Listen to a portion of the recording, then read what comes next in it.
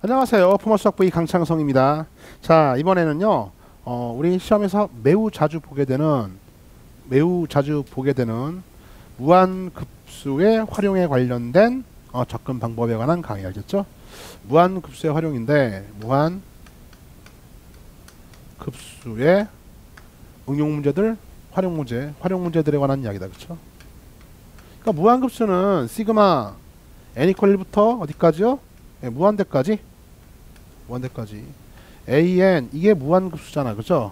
무한급수인데 여러 차례 얘기했지만요, 고등과정에서 이 무한급수는요 수렴하는 게 몇 가지 없다라고 얘기했었고, 알겠냐? 없다라고 얘기했어. 그 다음에 요런 게 떴잖아. 요런 기호가 떴으면은요 요 자리에 들어갈 수 있는 건 딱 두 가지 정도. 그쵸? 첫 번째 뭐였습니까? 무한 등비 급수. 즉 얘가 등비수열이 되면은요 무한 등비 급수가 되는 거고, 얘가 부분분수 계열이죠. 부분분수 계열이 들어가면 두 번째로 무한 부분분수요. 예. 나올 수 있는 건 딱 이렇게 기출이건 뭔 간에 계열, 여기까지 쓸까? 계열 딱 이 두 가지가 끝이에요. 그쵸? 수렴 가능하면서 나올 수 있는 건 이 두 가지 정도로 딱 압축이 요약됩니다. 그러니까 항상 공부한 건 내에서 띵킹하면 되는 거기 때문에, 이제 이런 활용 문제가 나왔다고 하더라도 어떻게 여러분들의 머릿속에서는요 이 자리에 들어갈 수 있는 게 등비수열이거나, 이 자리에 들어갈 수 있는 게 뭐다? 무한 부분분수 계열이거나, 그쵸? 부분분수 분모의 곱이 일정하게 쫙 더해져 나가는 것, 또는 루트 빼기 루트, 시그마, 로그 이런 것들만 들어갈 수 있다고 알겠죠? 그래서 여전히 무한급수의 활용, 이 응용 문제 패턴도요, 요 기호 자체가 정밀조사라면 이렇게 되잖아. 정밀조사 샷샷샷 해서요. 자, 저거를 리미트 n 이퀄 무한대로 갈 때 시그마 k 이퀄 1부터 어디까지? n까지. 여기에 ak 얘나 똑같은 표현이죠. 표현은 이제 완전히 익혔어야 된다. 알겠냐? 무한급수의 표현은 완전히 익혔어야 돼. 한번 더 써볼까? 리미트 n 이퀄 무한대로 갈 때 요게 뭐죠? 1항부터 n항까지 합이 sn 분합. 이것도 괜찮은 표현이죠. 그쵸? 됐어요? sn 자리에 들어가면 되겠다. 이건 또 다시 a1, a2, a3 땡땡땡, 이것도 다 무한급수 땡땡땡, 이것도 무한급수를 잘 표현하고 있는 건데 지워버리고, 지금 표현에 관한 강의가 아니니까 지워버리고. 자, 이 응용 문제가 나왔습니다. 응용 문제가 나왔으면 일단요, 다시 한번 또 이게 그래프로 나오던 도형으로 주어지던, 또는 뭡니까? 여러가지 규칙성, 표나 규칙성, 아니면 수정도, 기타 등등으로 주어지든, 규칙성 발견하는 걸로 주어지든, 또는 블라블라 말로 떠들고 있든 간에, 그죠? 1단계는 뭡니까? 변수 파악이죠. 변수 파악하시고요. 변수 파악. 다음에 2단계가요. 이제 어떻게 해야 돼요? 2단계가 이제 집어넣고서 해당하는 변수 관련된 뭡니까? 식을 세워야 될 거 아니야? 알겠냐? 항상 2단계 여기 있던 이 식을 세워야 돼요. 식을 세워서요, 이제 식 세우기가 끝났으면은요 부분합 구하고, 그 다음 뭐 해주는 거야? 여전히 3단계 계산, 극한 계산 딱 쏴주면은요 웃을 수 있다 이거야. 그쵸? 그잖아. 그죠? 아까랑 똑같은데 시그마 하나 더 들어간 거 알겠죠? 아까 수열의 극한 또는 극한의 응용, 여러가지 극한 응용 문제 해법과 똑같은데 어떻게?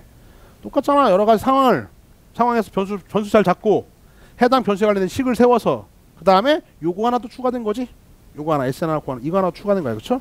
추가시킨 다음에 그 다음에 뭡니까? 극한 계산해주면, 우리가 배웠던 건 사실은요 요 3단계 요 극한 계산을 지금 배웠던 거지. 그치? 그래요? 계산할 수 있으면요 웃을 수 있다. 그쵸? 여기까지가 활용인데. 자, 이 무한급수 활용 중에서요 사실상 대부분의 10개가 나오면은요 9개 정도까지가 다 사실은 등비급수다. 그쵸? 무한 등비급수가 출제가 자주 된다. 얘도 나오긴 나와. 얘가 나오면 어떻게 해요? 방법이 없어요. 어떻게 해요? 여전히 해당 변수에 관련된 식을 세운 다음에 그 다음에 부분합 쏴주면 정답 나오는 거잖아. 그쵸? 그러니까 이거건 이 풀이가 해당 변수에 관련된 식 세우기, 그다음 뭡니까? 계산 잘 해주면 된다까지가 우리가 가야 할 길인데, 여전히 식 세우기가 곤란해 하면은요 그 곤란했던 이유를 잘 파악해서 정리 잘 하시고 문제별로. 알겠냐? 내가 이런 식 세우는 게, 여기 식 세우기 써놓을까요? 변수 파악한 다음에요 이 식 세우기가 곤란했으면 어떻게 해야 돼요? 그렇다면은 뭐예요? 그 식을 세우지 못했던 이유가 수학적 상식이나 수학적 지식에 결여 비어있는 것, 또는 알고 있는데 떠오르지 않아서, 기타 등등의 이유로 식을 못 세웠으면 그걸 잘 챙기시고요. 챙겨서 여기까지 왔다면 계산이 수월하게 끝날 거라 믿는다고. 알겠죠? 계산쯤이야. 자, 이제 여기까지가 무한급수의 활용인데 여전히 무한급수도 극한의 활용과 똑같아. 근데 이쪽 부분이 등비수열일 때 요놈이 등비수열이야, 요놈이 등비수열이야. 그럼 무한등비급수라고 하는 무한등비급수의 활용이 시험에 워낙 자주 나오기도 하고 그래요? 맨날 이렇게 단계별로 갈 필요가 있을까 없을까? 없다 이거죠. 그래서 이번에 이제 이거 집어내서 요 무한등비급수의 활용만 별도로 한번 정리해 줄게요. 무한등비급수의 활용 문제가 나왔다 이거죠. 그쵸? 활용 문제가 나오면 이제 여기에 관련된 것들 문제를 쫙 풀 텐데 그쵸? 풀 텐데 문제는 뭐 거의 모의고사 보시면요 이 범위가 포함되어 있다면 거의 매번 등장한다고 해도 과언이 아닐 정도로 너무나 기출문제도 많고 자주 나온다. 또 나와. 그쵸? 또 나오는데 이렇게 하자고. 이렇게 봐요. 제가 얘기했던 대로 이거잖아. 자, 리미트 잘 봐. n 이퀄 무한 들어갈 때 이미 다 무한등비급수 때 강의는 한번 다 했어. k 이퀄 1부터 n까지 ak인데 이 자리에 뭐가 들어가는 거야? 이 자리에 지금 등비수열 a 곱하기 r에 k-1승 이게 들어간 거잖아. 그쵸? 그러니까 무한등비급수 문제가 나왔다라고 하면은 일단 이 상태인 거고 요 부분 아까도 우리가 배웠었잖아. 그쵸? 등비수열 합의 공식 다시 한번 써볼까? 리미트 n 이퀄 무한 들어갈 때 자 r가 1이 아니라면요 공비가 1이 아니라면 항상 1-r분의 초항 a 곱하기 1-r의 n승 이걸 따라가잖아. 그쵸? 언제? r이 1이 아니면 r이 1인 건 문제가 나올 리가 없어요. 그쵸? 왜냐면요 공비가 똑같다면요 V셈이 계속 반복되는 거 뭐하루네. 그쵸? 얘 갔으니까는 r이 1이 아닐 때 1이 아닌데 이제 언제 수렴하죠? 변수가 지수했으니까 리뷰 복습이다. 변수가 지수했으니까 이 r가 -1과 1 사이일 때 그쵸? 그러니까 r이 1이 아닐 때를 넘어서서 공비 r가 및 r가 -1과 1 사이일 때 1 들어가 안 들어가? 당연히 안 들어가. 안 들어간 상태에서 항상 어떻게 나오는 거야? 이런 상태이기만 하면 무한등비급수의 수렴 조건 이런 상태이기만 하면요 곱하면 곱할수록 0으로 가는 거니까 어떻게 남는 건 1-r분의 a 이게 지금 이게 항상 이런 상태라면요 요 놈이 무한등비급수의 결과잖아. 그쵸? 공식이죠. 1-r분의 a 따로 외울 필요도 없다라고 얘기했었고 그쵸? 그래요? 그럼 봐 이제 그럼 이제 활용 문제를 풀 때 무한등비급수의 활용 문제인데 보통 어떤 상태로 출제가 많이 되냐면요 이렇게요. 막 무한히 반복되면서 점점점 어떤 도형들이 작아져. 알겠냐? 줄어들어가. 물론 역수를 취해가지고 점점 커지는 것들도 나온 적이 있습니다. 알겠죠? 역수를 취해서 점점 커지는 게 나올 수도 있어. 근데 보통은 점점 어떻게? 작아져 간다고. 그렇죠? 작아져 갈 때 근데 봤더니 점점 일정 비율로 작아져 갑니다. 그러면요 당연히 무한등비급수의 활용 문제로서 파악이 되는 거고. 그렇죠? 파악이 되는 순간에 이 결과는 항상 어떻게 될 거니까 공비 r가 이런 상태에 있다면 점점 작아져 간다는 얘기는 뭐냐면 사실은요 공비 r가 0과 1 사이에 있다는 거거든. 일정한 비율로 작아져 갑니다. 그러면 공비 r가 0과 1 사이에 있으니까 일정 비율로 작아져 가는 거잖아. 일정 비율로 작아져 간다. 공비 r가 이런 상태에 있으니까 이 상태니까 항상 결과가 1-r분의 얼마다? a로 정답이 나올 수밖에 없는 거야. 쌤 말 이해 갔죠? 그러면 이제 그런 응용 문제가 나왔을 때 우리는 그 정답을 구하기 위해서 뭐하고 뭐 하면 되는 거죠?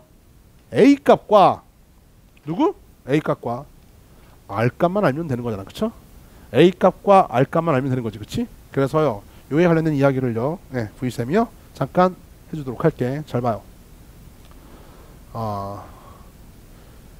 자 수학에서요 닮음이다. 닮음. 이제 닮음을 활용해야 되는데 닮음. 수학에서 닮았다는 얘기는요 이런 얘기야. 어떻게 닮았다는 얘기는 얘는요 이렇게 해석해. 완전히 똑같다. 알겠어요? 수학에서 닮았다는 얘기는 완전히 똑같다는 얘기야. 수학에서 닮았다는 얘기는 완전히 똑같다야. 너 아빠 닮았어 엄마 닮았어 이런 닮음이 아니라고. 알겠냐? 너 아빠 닮았니 엄마 닮았니 누구 닮았니 이런 닮음이 아니라 수학에서 닮았다 닮음이라고 하면요 완전히 똑같다. 뭐만 달라요? 크기만 다른 거야. 크기만 다르다. 완전히 똑같은데 크기만 다른 거야. 이게 수학의 닮음이라고. 수학에 닮았다고 얘기하면 어떻게 완전히 똑같은데 뭐요? 크기만 다른 거야. 알겠어요? 됐어. 그래서 V쌤하고 누가 할까? 요새 또 공유가 또 뜨고 있다. 그렇죠? 좋아. V쌤하고 공유하고 닮았어요. 그렇죠? 수학적으로 닮았다. 그렇지? V쌤과 공유가 수학적으로 닮았어요. 그래서 물론 인정해. 선생님 머리 큰 거. 그렇죠? 그래서 V쌤 공유 수학적으로 닮았어요. 그렇죠? 그래서 V셈을 그려볼게요. V셈. 미안해 공유. 닮아야 되는데 그렇죠? V셈 공유. 그렇죠? V셈 공유. 완전히 수학적으로 닮았다는 얘기는 똑같다는 얘기다. 알겠어요? 똑같아. 똑같은데 비율만 일정 비율로 이렇게 좀 축소된 거죠. 그렇죠? 축소된 거야. 그래서 V셈 공유 그 다음에요. 뭐 이렇게 완전 똑같이 생겼는데 다음에 누가 할까요? 현빈 할까? 현빈도 똑같아. 닮았어요. 그렇죠? 점점점 어떻게 해야 돼요? 머리가 작아지고 있다. 알겠어요? 일정 비율로 머리가 작아지고 있어. 그런 상태. 그렇죠? 한없이 작아지고 있는 상태. 이런 상태지. 그렇지? 됐어? 그러면은 시험 문제 나오는 것들은요. 이거죠. 만약에 첫 번째 자 V셈에 항상 길이, 넓이, 그 다음에 부피는 잘 안 나와. 잘 안 나와. 부피까지 좀 강의할 텐데 길이, 넓이, 부피가 관건이어서 주목해라. 여기 있던 V셈 입술 둘레의 길이요. 와우. 다음에요. 현빈 아니야 이거 누가 얘기해? 공유죠. 공유 입술 둘레의 길이. 다음에 누가 현빈 입술 둘레의 길이. 그죠? 이렇게 한없이 일정한 비율로 작아져 갈 때 이런 입술 둘레의 길이의 총합은 어디로 다가가는가 이런 거 알겠죠? 입술 둘레의 길이의 총합은 어디로 가는가? 젠장. 쉽지 않죠? 쉽지 않은데 근데 이게 일정 비율로 작아지고 있으니까 당연히 뭡니까? 이 항들은 다 등비수열이죠. 그쵸? 등비수열 공비가 당연히 어떻게 0과 1 사이에 있는 그런 등비수열이니까 뭐랑 뭐만 알면 되는 거야? 초항과 공비만 알면 되는 거지. 그치? 초항과 공비만 알면 되는 거야. 그럼 이 문제 끝이야. 이렇게 맨날 푸는 게 아니라 따라서요. 초항 구하러 가는데요. 초항은 방법이 없어요. 이건 무조건 구해야 돼. 지현장. V셈 입술 이거 무조건 구해야 돼. 알겠냐? 이 둘레의 길이 초항은 방법이 없어. 무조건이다. 이 무조건. 노란색. 어떻게 무조건. 얘를 못 구하잖아. 그럼 어떻게 돼요? 그 문제 풀기 제대로 푸는 건 글른 거죠. 그렇죠? 무조건 구한다. 초항은 무조건 구한다 이거야. 그렇죠? 무조건 구한다. 그렇지? 됐어. 무조건 구해야 돼. 초항은. 그 다음에요. 이제 공비가 남는데 이때 프랙탈의 원리 뭡니까? 전체가 닮았으면요. 부분은 다 그 비율로 닮았어. 뭐라고?